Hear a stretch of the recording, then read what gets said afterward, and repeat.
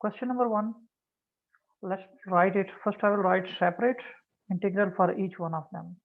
I can write it 2 over 3 x cube minus 1 over 2 x cube dx plus 5 dx. Now from here, using this property, integral constant into function, I can write the integral outside. It's f of x d of x. So from here I can write it 2 over 3, sorry, here I forget to write differential dx. It's x cube dx minus 1 over 2.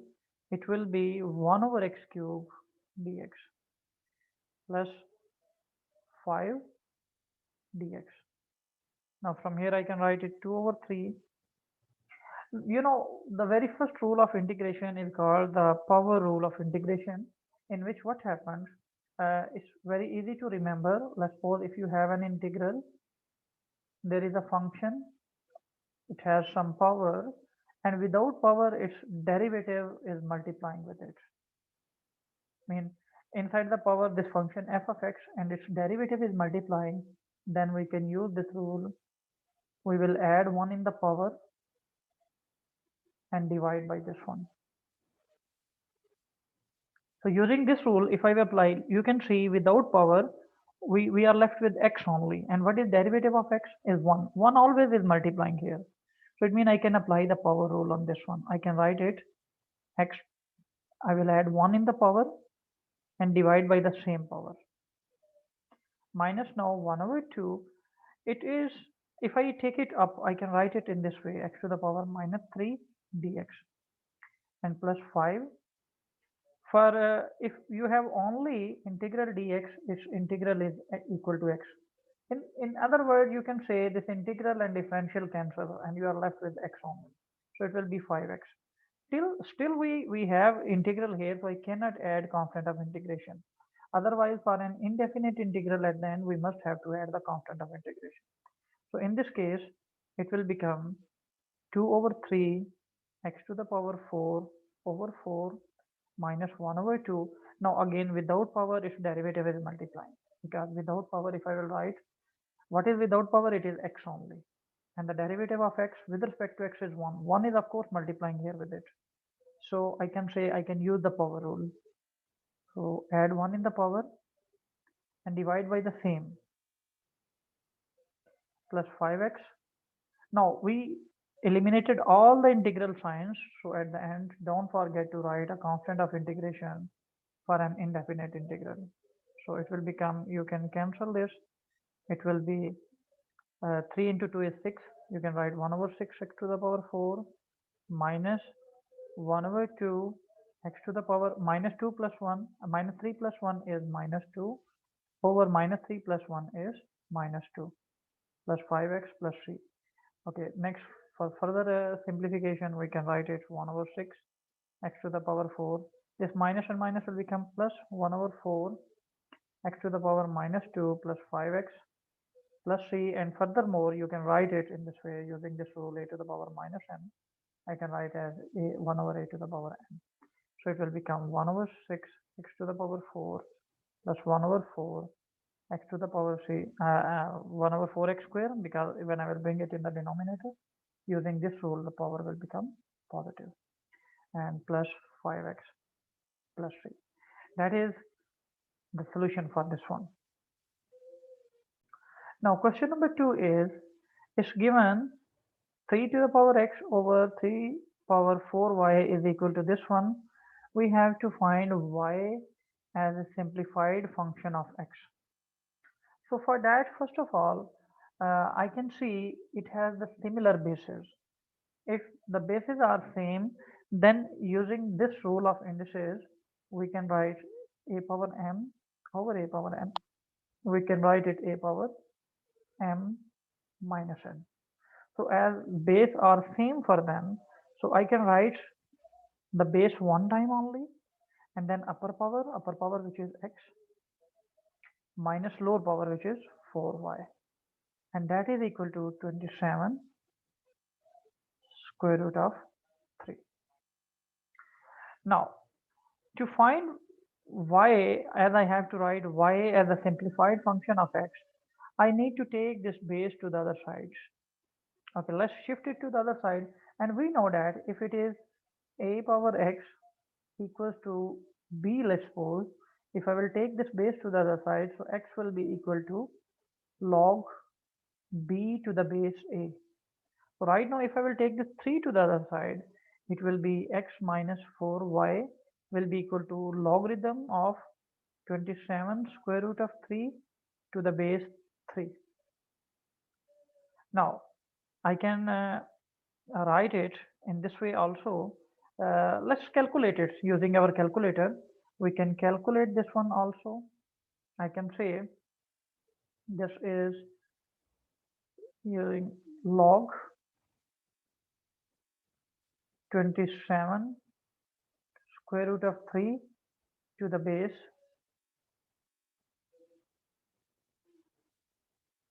let's say, yes, to the base 3. That will be 7 over 2. If you will calculate this one, it will give you 7 over 2. So you can write x minus 4y equals to 7 over 2. So from here, I have to write the y as a simplified function of x. So shift y term to one side and without y to the other side. It will become x minus 7 over 2 will be equal to 4y. And then what will be y? I can write 4y equals to, take LCM 2 for this side. Taking LCM 2, it will be 2x minus 7. So now what will be y? Y will be equal to 2x minus 7 over 2 into 4, which I can write 2x minus 7 over 8. You can write it in this form or any other simplified form of this one you can write. So a very easy question where you just have to use the basic knowledge of logarithm. Question number 3. The line L1 has equation 3x plus 5y minus 7 equals to 0. Find the gradient of L1. Now there are two ways of finding the gradient. One way is you convert this equation in this form, y is equal to mx plus c. The other way is we have another rule, but I think it will not be appropriate to use it here because it is 2 marks question. So if directly I will use, it will not be suitable because it will be just one step. So for 2 marks, it will not be fair result. But anyhow, you should know that result. It is if I have an equation of this form, ax plus by plus c equal to 0, then gradient is equal to minus a over b. So using that technique, if I will write the gradient directly in one step, I can write gradient will be minus 3 over 5. But that will not be fair because it's 2 marks. So for 2 marks, I will go for this method. I will convert this equation into this form, y is equal to mx plus c form, and then we'll get the gradient of this one. So let's rearrange this one and write it in this form, y is equal to mx plus c. So I will write it, keep the y term on one side and without y on the other side. It will become 5y equals to minus 3x plus 7. Divide both sides with 5. So y will be equal to minus 3 over 5x plus 7 over 5. So this is the gradient of L1. It means I can write here gradient of L1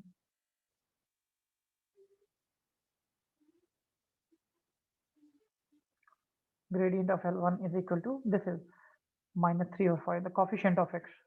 That will give the gradient of L1 minus 3 over 5. Part B is the line L2 is perpendicular to L1 and passes through the point 6 minus 2. I can say this is your line L1.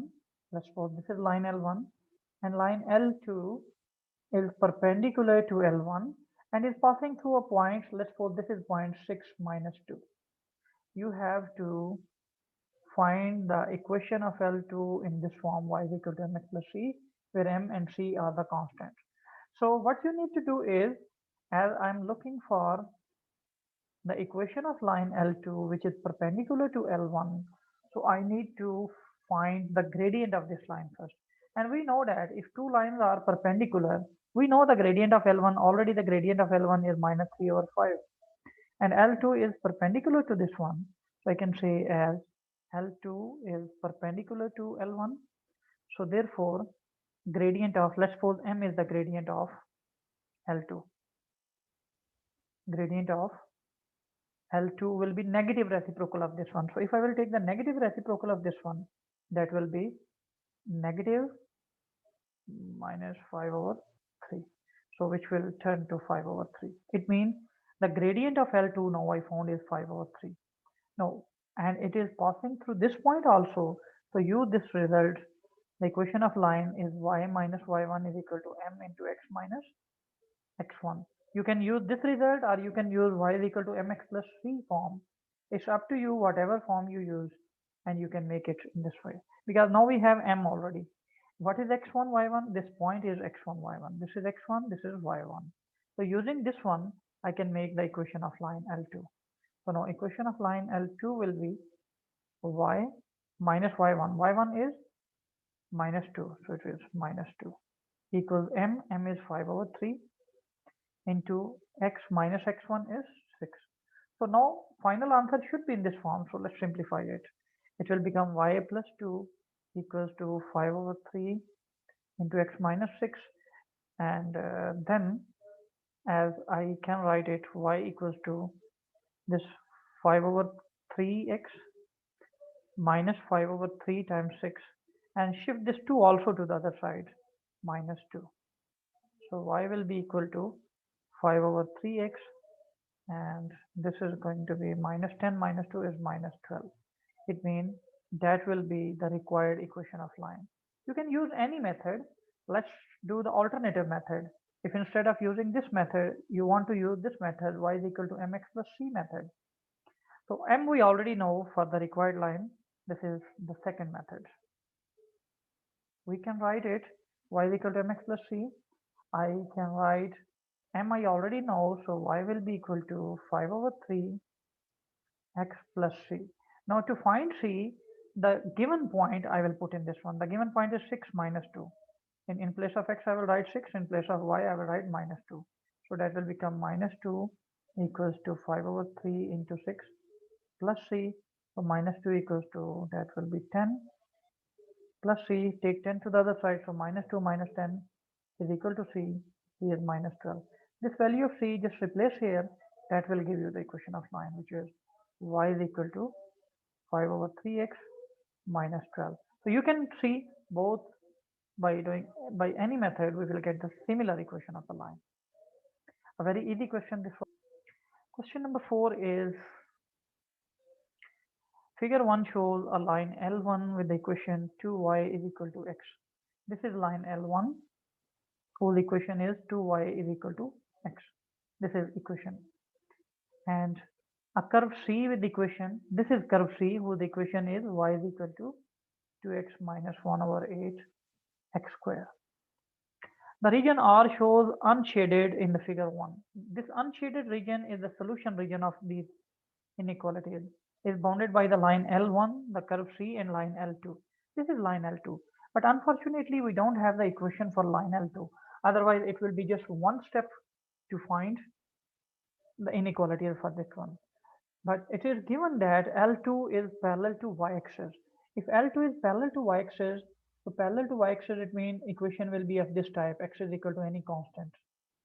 Because always equation parallel to x-axis will be of this form, x is equal to any constant, and passes through the intercept of C.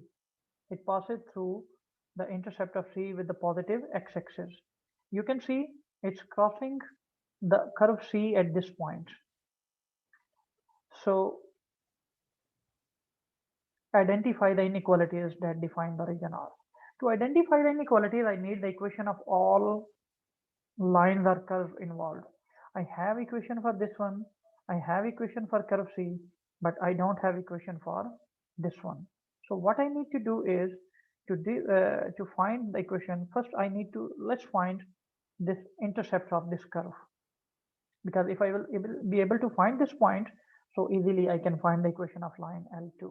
To do so, I know this point is on x-axis, and on x-axis y is equal to 0. So if I will take this one, so y is equal to 0, I can write this is y is equal to 2x minus 1 over 8 x squared. So if I will put y is equal to 0, putting y is equal to 0 in this one will give me 0 equals to 2x minus 1 over 8 x square. So let's simplify it. It will become, I can take LCM 8. It will be 8 divided by 1, 8. 8 times 2x will be 16x. Minus 8 divided by 8, 1. 1 times x square is x square. Take 8 to the other side, it will be 16x minus x square will be equal to 0 times 8, which is 0. So I can take common x from here. It will be 16 minus x equals to 0. It means the two values of x will be x is equal to 0 or 16 minus x equal to 0, from where I can get x equal to 16. It means these are the two x-intercepts of the curve C with x-axis. So these are the two intercepts. Clearly you can see one of the intercept is 0 and this intercept is 16. If this intercept is 16, it means any line, for example, if you have this axis, so if any line is parallel to y-axis, it will be x is equal to that intercept. So I can say the equation of this one is x is equal to 16. So now I have all three equations, so I can make the three inequalities. So how we can make the three inequalities? First of all, let's try to identify. If you look at the solution region, the solution region is in this way. It is left to this dotted line, and left to the dotted line means these values are less than 16, because on the left side will be less than 16, this one. So I can say x 16, it is on the left side, so x is less than 16 because solution region is on the left side of this one, and if it is dotted line, so I will just keep the strict inequality. This is inequality number 1. Now for inequality number 2, consider this one. You can see the solution region is below this line. The solution region is below this line, so I can write 2y less than x, but it's a solid line. This one is a solid line, so it should be less equal to x. Now the solution region is above the curve. Above the curve, if it is above the curve, so I can say this is curve y 2x minus 1 over 8x square. It is above the curve, so obviously y is greater than this curve. As it's solid curve, so I will say y is greater than equal to 2x minus 1 over 8x square. That will be yes, exactly. These all